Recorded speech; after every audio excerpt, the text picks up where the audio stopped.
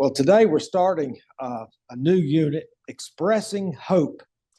And in the introduction to our unit, the editor looks at the state of the world today, all the troubles we've got going on. Can you count them all? There's the wars, there's the famines, there's the pandemics, and the war in the Ukraine, Gaza, all over the place. There seems to be a lot of discord, struggles going on. And the editor asked the question, in the state of the world today, with all of its wars, famines, pandemics, we can ask, is there any hope in all of this? What can we cling to? What hope is there for Christians in the world like we're living in today? What hope was there for the Jewish people back when their city of Jerusalem was destroyed, the temple destroyed? Was there any hope for them? The Lamentations relates, the book of Lamentations relates the struggle to find hope in the face of absolute disaster. And our text is Lamentations 3:16 through 24. He has broken my teeth with gravel. He has trampled me in the dust. I have been deprived of peace. I have forgotten what prosperity is. So I say, my splendor is gone, and all that I had hoped from the Lord. I remember my affliction and my wandering, the bitterness and the gall. I well remember them, and my soul is downcast within me. Yet this I call to mind, and therefore I have hope. Because of the Lord's great love, we are not consumed, for his compassions never fail. They are new every morning. Great is your faithfulness. I say to myself, the Lord is my portion. Therefore, I will wait for him. And the key verse, of course, is, yet this I call to mind, and therefore I have hope. Because of the Lord's great love, we are not consumed, for his compassions never fail. From Lamentations 3:21 through 22. What's the background to that lesson, to the passage that I just read? The book of Lamentations, which is believed to be written by Jeremiah, but we don't really know. The book reflects the Jewish people's mourning over the fall of Jerusalem and the destruction of their temple by Babylon. And it's a collection, actually, of poems. The book is poetry. And the outline of the whole book, if you look back from the Lamentations, it starts out with the terrible price of sin. Then how God punishes sin. There's the call to repent. There's a cry to God and the suffering that's caused by sin. And finally, there's the plea to God. Now, our text from chapter 3, Jeremiah recalls, assuming that Jeremiah wrote this, Jeremiah recalls his sufferings, but he finds hope in the Lord. He tells his people to repent and ask the Lord to punish his oppressors. Now, the prophet finds hope in the Lord and is thankful for God's unfailing love. Now, the book, our lesson guide, asks this question: when we experience pain, how do we overcome despair? And how would we compare the plight of the Jewish people to today? And our lesson guide notes the terrible violence the Jewish people endured after Jerusalem was destroyed around 586 BC.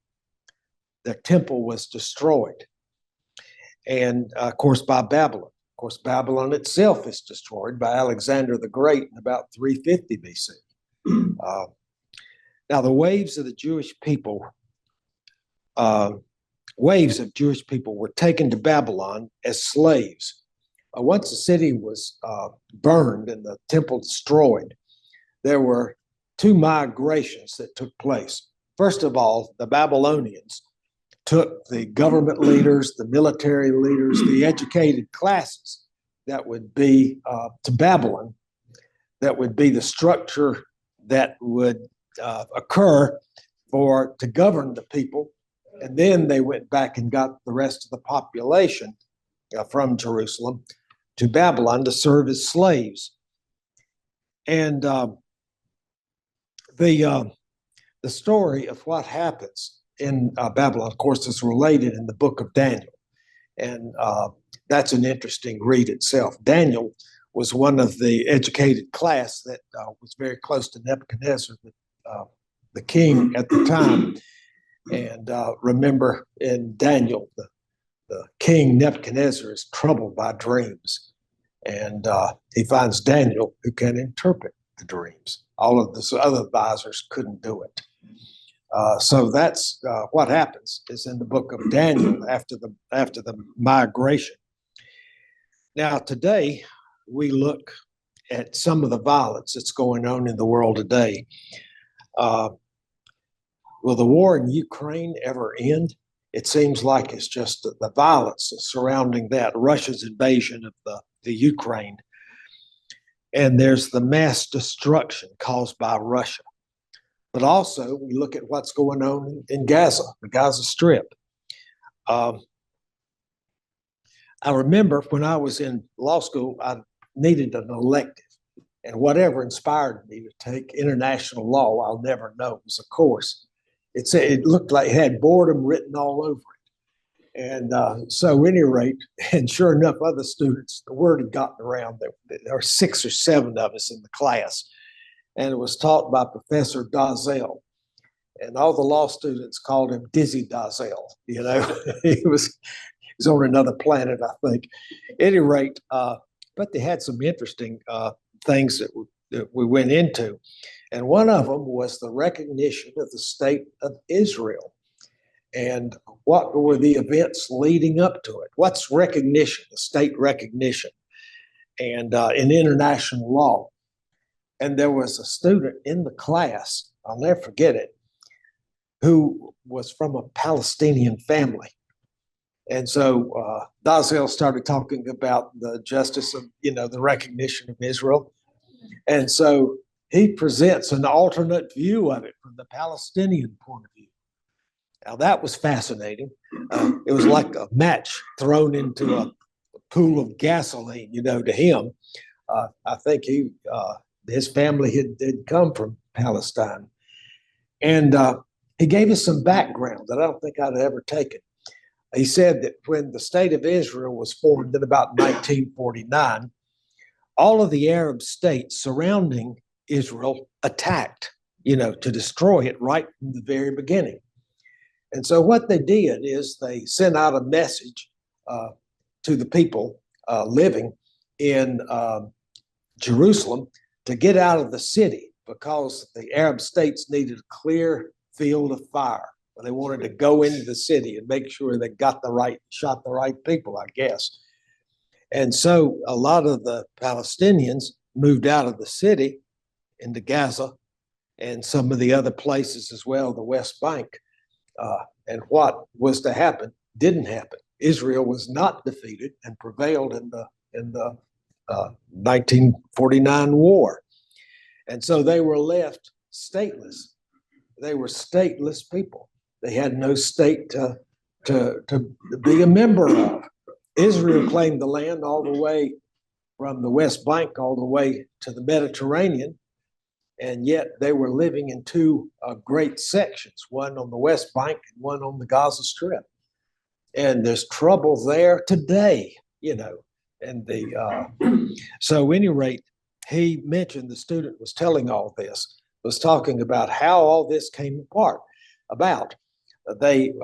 The Arab states had told the people to move out of Jerusalem because they needed the clear field of fire, but then they lost the war. And Israel, of course, was recognized by other states, not only the United States, by Truman. Once you give recognition, official recognition, you can't take it back. And other states as well. So the state of Israel was formed. And of course, the the fights and the bitterness and the hatred. It's hatred almost to a fever pitch. They can't stand each other.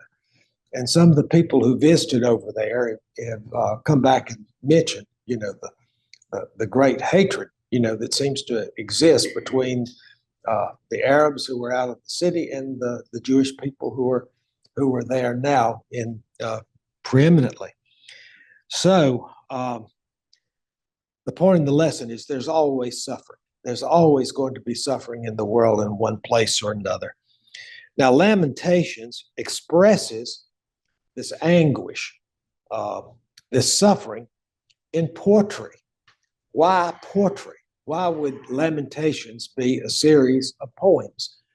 And when you think of poetry, you think of a very short way to say things, but you communicate emotion, okay?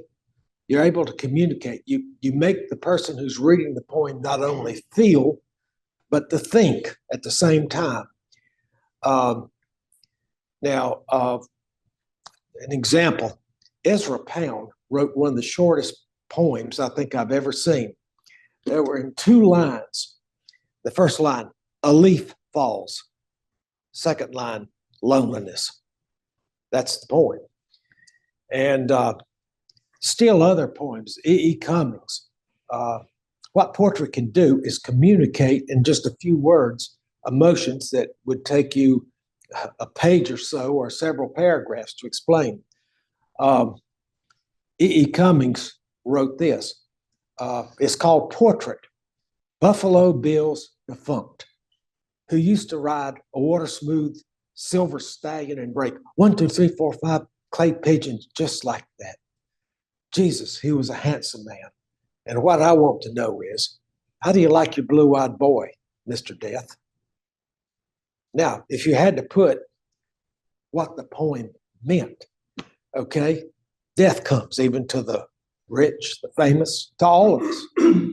But what the boy remembers about Buffalo Bill, who's describing this, Buffalo Bill, was a moment from Buffalo Bill's Wild West show. And he doesn't remember Buffalo Bill as a painted portrait, in his buckskin and his rifle, great killer of buffalo. He remembers him as a moving action figure, a figure of life. He remembers an image of life, not of death. And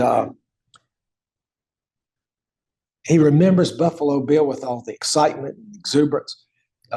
I didn't know what he was talking about, breaking 1, 2, 3, 4, 5 pigeons just like that.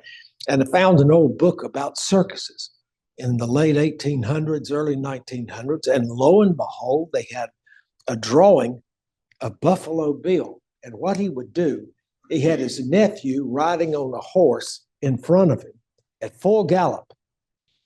And the nephew would throw up clay pigeons, and at a full gallop, Buffalo Bill would shoot them, break them up.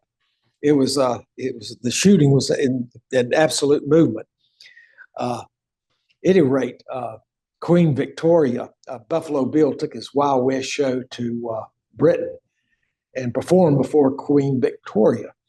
And at the beginning of each circus act is what's called the spectacular, the spec, where everybody parades around the arena that's going to appear as a performer in the circus. And so what Buffalo Bill did in front of the Queen and her assembly, they all come through screaming and yelling, firing their rifles in the air, cowboys chasing the Indians all around the spectacular. Queen Victoria said she'd never seen anything like it in her life. And that was back when Annie Oakley was a member of the sharpshooter. So Lamentations is expressed in a portrait. You can express emotion through just a few words, okay? There's another poem that comes to mind, The Death of the Ball Turret Gunner. And it's very short, and I think I can remember it. From my mother's sleep, I fell into the state, and I hunched in its belly till my wet fur froze. 6 miles from earth, I awoke to the black flak and the midnight and the Nightmare Fighters. And when I died, they washed me out of the turret with a hose. The Death of the Ball-Turret Gunner. If you had to put, what's the poem about? It's life is short, birth and death. It happens. Life goes on, but it's so brief, and we don't know till almost it's gone. So, in our lesson today, Lamentations is expressed as a series of poems. And in Lamentations, they use acrostics. And in portrait, it's like parallel thoughts or lines, one after, like, instead of saying first, second, third, fourth, fifth, they don't say the first, fourth, fifth. It's a progression of poems. There's an organization to it. It starts with a thought or a line or a particular word and then repeats it, okay? And it increases the impact of the poem or the poetry to you. It increases the impact. And in this case, they're expressing the worst possible grief that they could have as a nation, terrified. Their homes burned, their temple destroyed, dragged off into slavery. Can you think of anything that could be worse? So, how do we deal with pain that we have today? Think of some of the things. There's a dread disease, the pandemic. Remember 2022, the pandemic. Everybody was worried about COVID. And there's the illness of a family or friends. There's the disorder and unpredictability. And when you're talking about what's happening in the world today, there's always the threat of nuclear war. Do you remember going back to, was it 19, in the Kennedy administration, 62, the Cuban Missile Crisis. I was on Chapel Hill at the time, and everybody was scared silly that we were going to get involved in a nuclear war, a shooting war. And it was frightening. You'd go to just about any dormitory, the doors would be open, you'd hear the radios turned on full blast to get the latest news, what was happening. And the thought was, when the Russian ships hit Kennedy's blockade line to get to Cuba, that somebody would shoot. And then, of course, they'd return fire, and then at some point nuclear weapons would be used, and there went the whole shooting match right there, just it's like that. Everybody was frightened we were going to be caught in a nuclear war. Do you remember that time? It was scary. This Keenan. below us is a fallout shelter. Yeah. You know, if you remember, this church was a nuclear fallout shelter, and the sign, the metal sign, is still on the building. How about that? How about The that? square sign, the nuclear fallout. This was a shelter during that time. In the basement of the old post office building, I think they still had supplies there for people. You would have to, government leagues would have to go down to the basement, you know, frightening. And it was a scary time. I remember in Chapel Hill, I was going with this girl, and I took her out to the Raskella, you know, during the heart of this. Come on, man. Come on, man. You know, a beer and then oblivion, you know. At any rate, I didn't get scared until then. She was from Fayetteville, and I said, well, are you going back home during this crisis? She said, I called my parents and said, you want me to come back to Fayetteville? They said, no, stay where you're at. They're dispersing the troops from Fort Bragg, you know, in case there was an attack, so they wouldn't all be killed in one bomb, I guess. So that's when I got scared, you know. So this is just an aside. Years later, I'm working at Clemson University, and the students had invited Jane Fonda to speak. She was an anti-war activist. Yeah, Hanoi Jane, behind the aircraft gun. And so, at any rate, Dick Harpootlian, Richard Harpootlian, was a student in the Speakers Bureau head, said, I'm going to have her, and if you try to stop me, I'm going to file suit against Clemson University. American Civil Liberties Union is going to represent me. Matthew Perry is going to be our lawyer. So General Rigsby, who was the university counsel, said, look, just get her in town, get her out again without incident. It's better than spending 6 months in court on a case you can't win. So, at any rate, Jane Fonda spoke. But at any rate, Harpootlian, to his credit, invited Dean Rusk, who had been Secretary of State during the Cuban Missile Crisis. Kennedy's had to stay. He was teaching at Athens. Georgia is Dean Rusk's hometown. And so he was invited to speak. And the Speakers Bureau said, we'll pay you an honorarium. Dean Rusk said, no need. I'll just drive up from Athens. And so we did. We met him at the Tillman Hall, the administration building, and I had to sit on the couch with Dean Rusk. He's real tall, by the way. I think he played basketball for Davidson. And I could have asked him, how close did we come to the Cuban Missile Crisis? Was there a point at which you thought nothing, there was going to be a war? And I was tongue-tied, couldn't ask him. So I sat completely silent for about 45 minutes on the sofa beside him. And then one of the guys who worked for the university, Nick Lomax, as head of the dormitories, said, what do you think about Davidson basketball? Davidson College, where he played, you know. And Russ came alive and talked about basketball for the rest of the time. So I never found out how really close we came, you know.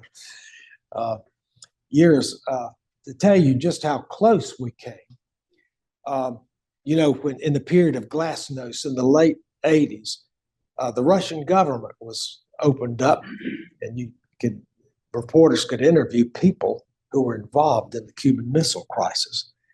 And one of them was a second mate on a Russian submarine armed with nuclear missiles. And he was saying how close we came.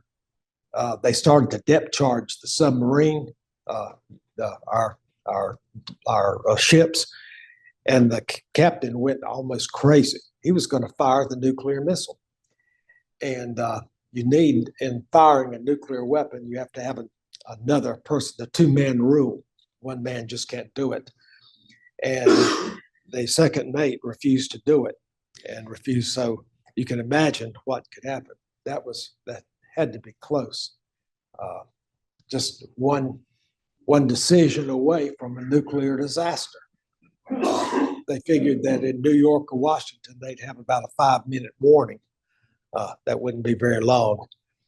So there is disorder, there's unpredictability, and a nuclear war. Once again, the supplies stored, you know, that we had, there was evidently a real threat.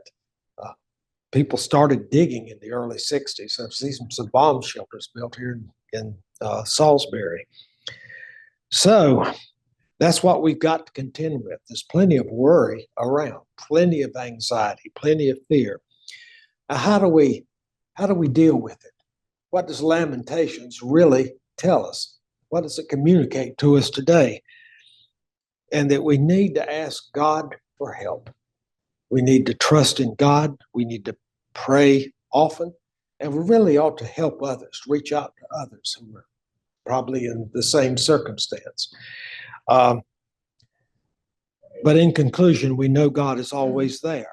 And we know that he's always with us, surrounding us with his love. I think Bob Lewis said that in describing God's love. It completely surrounds us.